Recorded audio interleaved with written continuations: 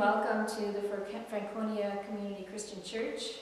I am pleased to be able to share a message with you today, and I hope that through all of this mess and confusion that we're going through, that you are faring well, that you are doing some self-care and taking time for yourselves, and maybe some meditation and stretching and walking and looking at what's happening outside of ourselves, out in the trees and the flowers that have made it through this late spring snow and lifted their heads again to shine in the sun. Let's start with a hymn today. It's called God is My Shepherd, and it's based on the 23rd Psalm.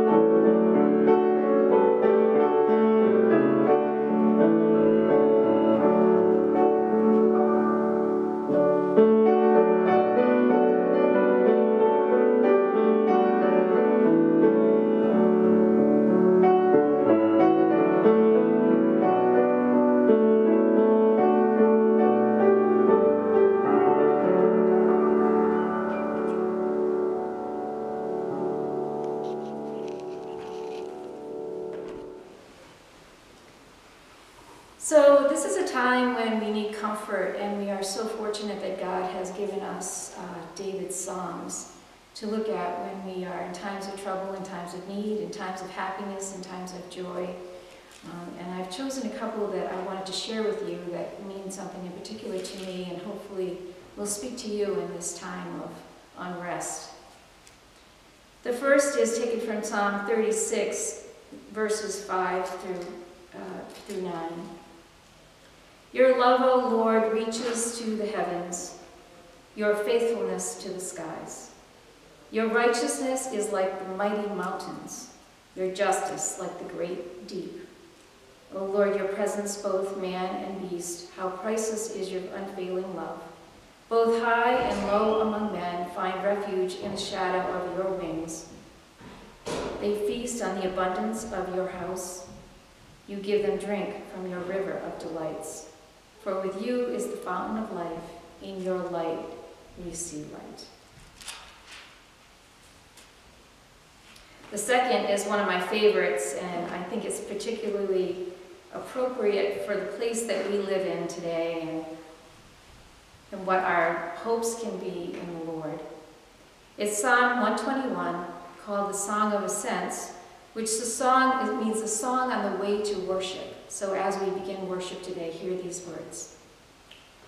I lift up my eyes to the hills. Where does my help come from? My help comes from the Lord, the maker of heaven and earth. He will not let your foot slip. He who watches over you will not slumber. Indeed, he who watches over Israel will neither slumber nor sleep. The Lord watches over you. The Lord is your shade at your right hand. The sun will not harm you by day, nor the moon by night. The Lord will keep you from all harm. He will watch over your life. The Lord will watch over your coming and your going, both now and forevermore. Amen.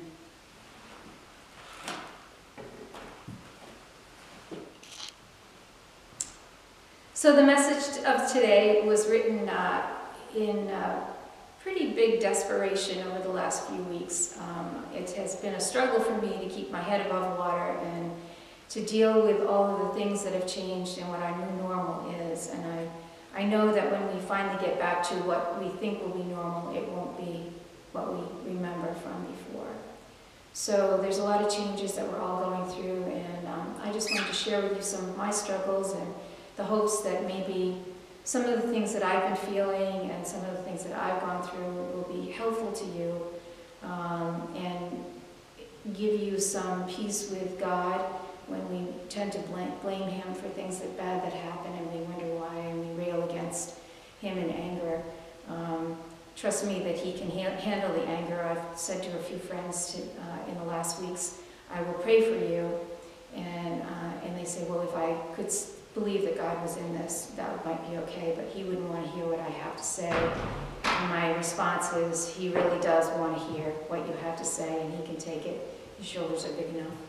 So here's my message to you from what I've been feeling. The dawning of this day, this Sunday, for which I had volunteered to give a message in worship, loomed heavy over me for the past several weeks, knowing that it would come. We are in the midst of a grave and frightening times, and I have not fared well, spending days in the same pajamas, quarantined for the first several weeks of the new normal with vague symptoms that my doctor did not trust. Testing not available, I was isolated, despairing, and by myself. It was very easy to go to a dark place. I wallowed. I cried, I screamed at the advice of my daughter, and I sat empty and alone. Nothing helped to lift the darkness that I felt. I was overwhelmed by the normal.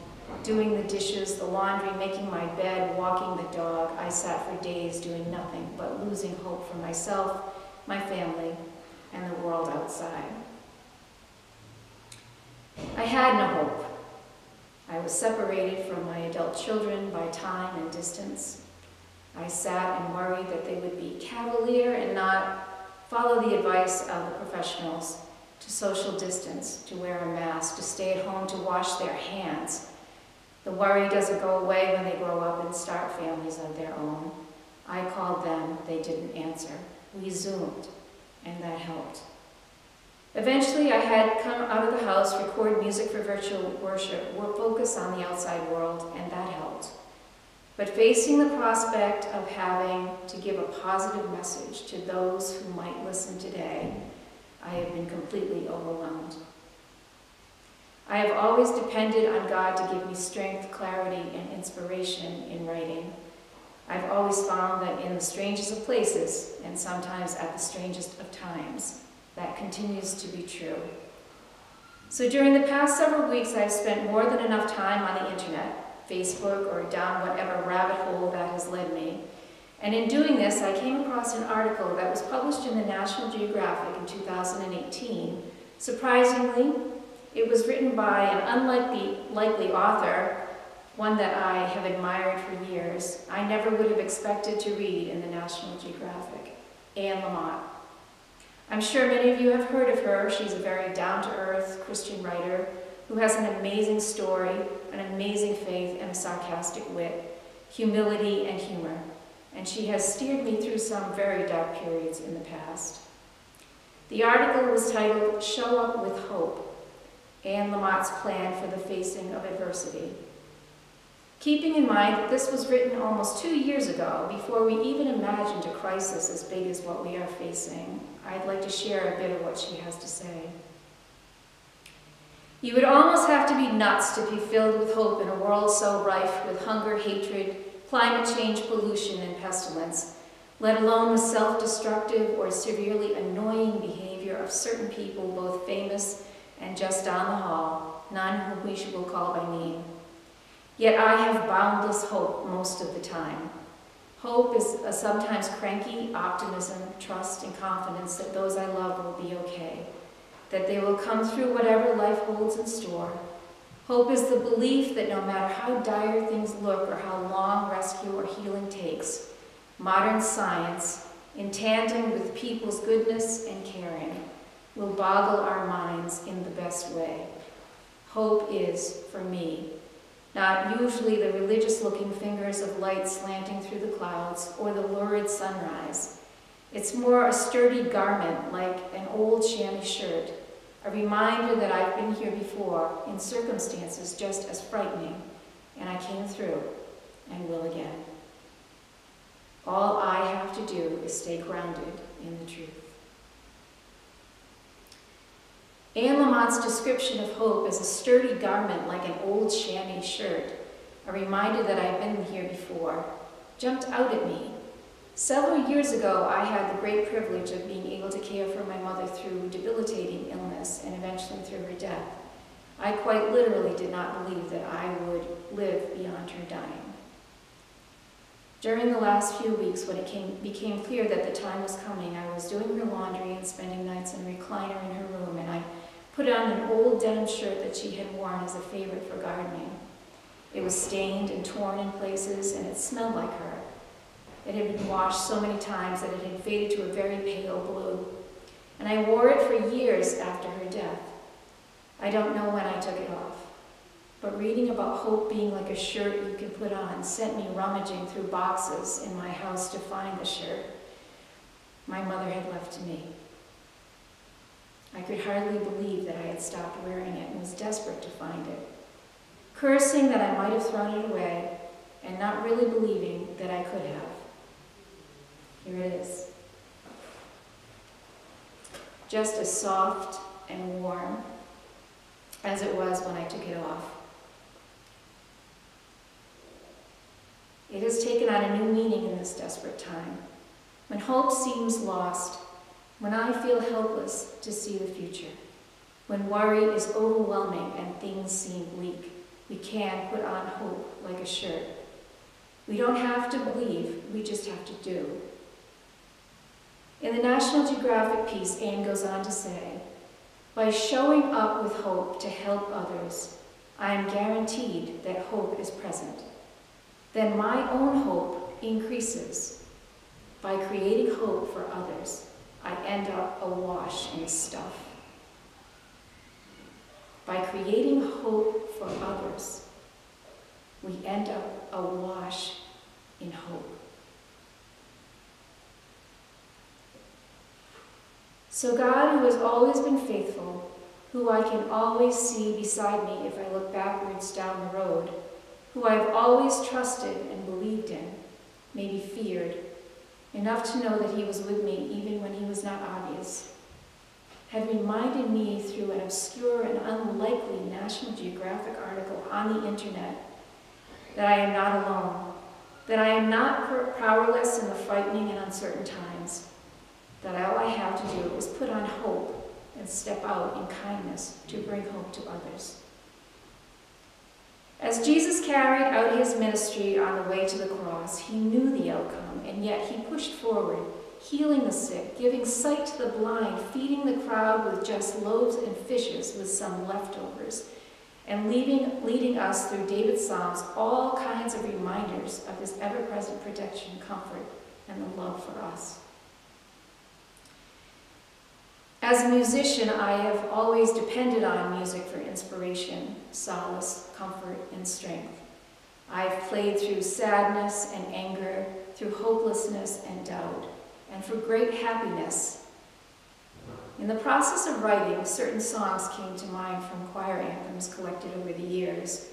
One that I remember is called Be Still and Know, based on the Psalms.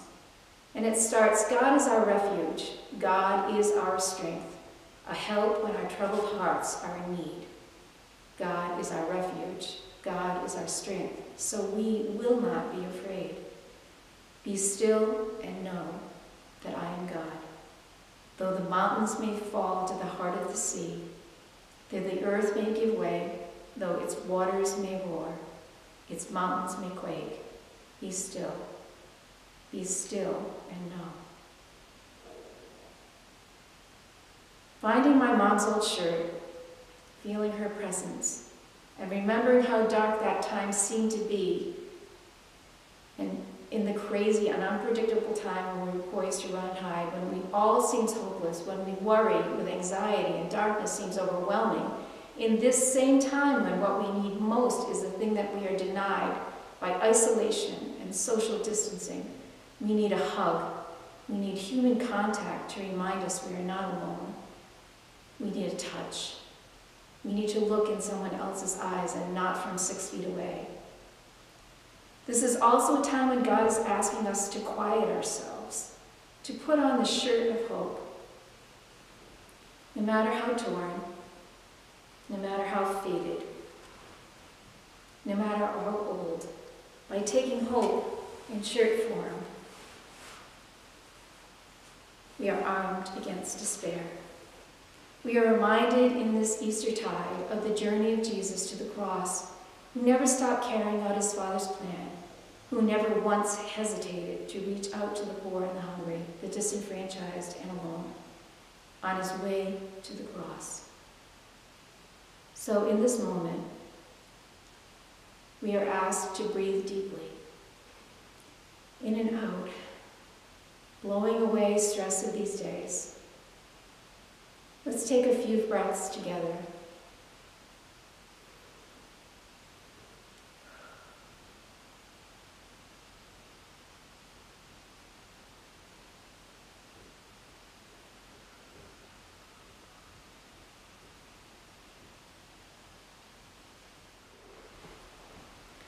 Relax your mind as you take on the shirt of hope, feeling its old and worn cloth on your skin like Linus's blanket, securing you to something in this crazy world, that something that tickles at the back of your mind, trying to remember when you felt it before, that feeling that you remember, that thing that you cling to, that thing that is surrounding and filling you is hope. God, through his Son, Jesus Christ, gives us not just hope, but a promise of everlasting life. And because of this, we can dare to hope. We dare to reach out to a world in turmoil by serving those around us. We dare to believe that we are not alone. We dare to wear the armor of hope.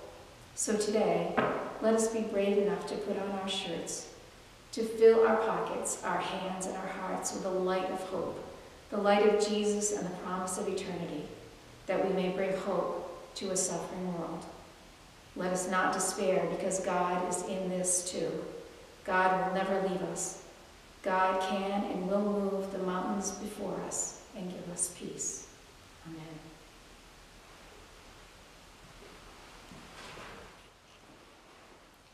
Would you join me in a hymn? It's called I've Got Peace Like a River.